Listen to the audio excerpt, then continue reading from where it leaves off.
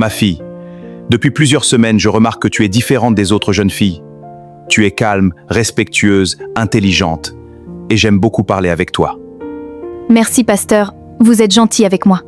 C'est normal, ma chère. Je suis là pour vous.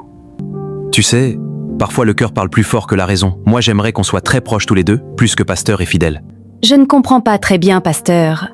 Laisse-moi t'expliquer. Je veux dire, j'aimerais qu'on sorte ensemble de temps en temps, aller manger quelque part, discuter, passer du temps ensemble, mais discrètement. Discrètement, pourquoi? Parce que les gens aiment trop parler. Et tes parents pourraient mal comprendre notre relation. Je préfère que cela reste entre nous. Garde ça comme un secret, quand. Mais pasteur, cacher quelque chose à mes parents, ce n'est pas bien. Je sais que c'est difficile, ma fille. Allô, pasteur? Shalom ma fille Sarah. Tu es seule dans ta chambre? Oui, papa? Oui, une seconde. Je ferme la porte. Voilà, c'est fait. Je vous écoute. Je vais te voir aujourd'hui, dans mon bureau ce soir. D'accord, pasteur. Le pasteur, c'est un homme de Dieu. Il sait ce qu'il fait, je dois garder secrètement ce que le pasteur m'a dit, même si je comprends pas ça. Mais c'est quand même bizarre. Il y a quelque chose qui ne va pas.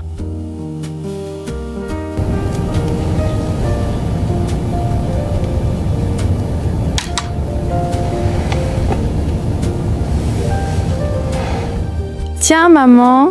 Ma fille, aujourd'hui, tu travailles très vite. Qu'est-ce qui ne va pas? Rien, maman. Tout va bien. Tu es sûre? Tu sais que tu peux tout me dire. Oui, promis. Vraiment, ce jour-ci, je te trouve étrange. Je t'ai jamais connue comme ça. C'est comme si tu me caches quelque chose. Mais non, maman, je suis juste un peu fatiguée. Et en fait, maman, je voulais oublier. Aujourd'hui, après l'école, j'irai bosser avec ma copine, donc je peux rentrer à la maison un peu en retard, maman. D'accord, ma chérie, mais fais attention et envoie-moi un message. Attends, Sarah? Depuis quand tu as mis un mot de passe sur ton téléphone? Ça veut dire quoi, ça?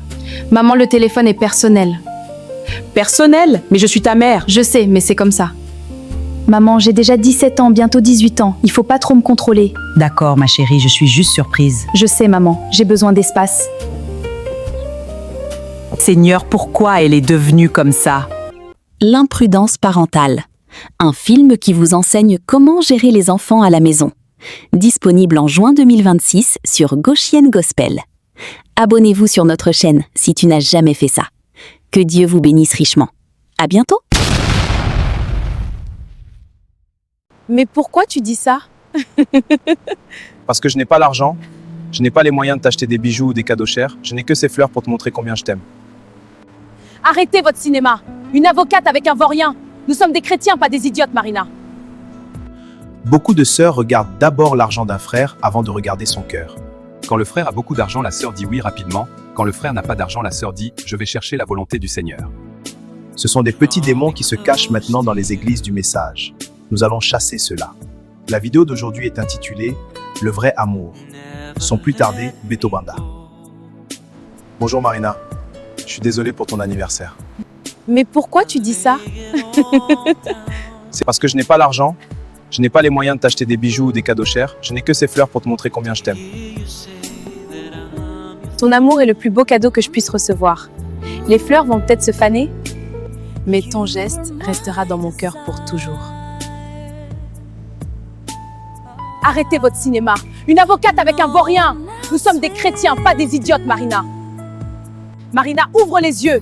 Trouve un homme de ta classe sociale, pas ce minable. Regarde-toi, tu es une femme instruite, une avocate respectée. Tu as travaillé dur pour arriver là où tu es aujourd'hui. Et maintenant, tu veux tout gâcher pour un homme qui n'a rien, qui ne peut même pas te donner la vie que tu mérites? Réfléchis un peu, Marina. L'amour ne suffit pas toujours. Une femme comme toi doit marcher avec quelqu'un de son niveau. Sœur Marie, écoute-moi. Jésus-Christ t'a aimé. Il aurait pu te créer comme un arbre, animal, quelque chose de simple. Mais par son amour immérité, il a fait de toi un être humain. Un humain avec des rêves, des sentiments. Ne laisse pas le monde te convaincre que tu dois t'arrêter à ce que les hommes te donnent ou ne te donnent pas. Le vrai amour ne se mesure pas à l'argent ou au statut. C'est une erreur grave que nous, les sœurs du message, nous avons adoptée. Actuellement, nous sommes pires que les païennes. Parce que j'ai vu des païennes qui ne connaissent pas Dieu être épousées par des pauvres. Par exemple, dans 1 Timothée 6,10, il est écrit « L'amour de l'argent est une racine de tous les maux. » Quand l'argent devient ton Dieu, tu perds le vrai Dieu. Un cœur rempli de Dieu ne peut pas être dominé par la cupidité. Aujourd'hui, beaucoup de sœurs du message ne regardent plus le cœur de l'homme. Elles regardent sa profession. Elles n'épousent plus la personnalité, elles épousent le métier. Auparavant, les hommes se mariaient par amour, mais aujourd'hui par intérêt. Une fois l'intérêt n'existe plus, le foyer se brise. Le mariage, c'est pauvre. Les riches, le moyen et le pauvre. Donc ce frère pauvre mérite un mariage. Alors celui que tu as appelé minable, c'est mon ami. Le futur père de mes enfants. Demande-lui pardon maintenant. Vraiment, pardonne-moi, je retire mes paroles. Je ne savais pas que de telles sœurs existaient. Vraiment, Dieu ne manque pas de témoins. Je honte de moi-même. Pardonne-moi. D'accord, je te pardonne. Je suis mécanicien, je dois partir. Seigneur Jésus-Christ, aide tes enfants.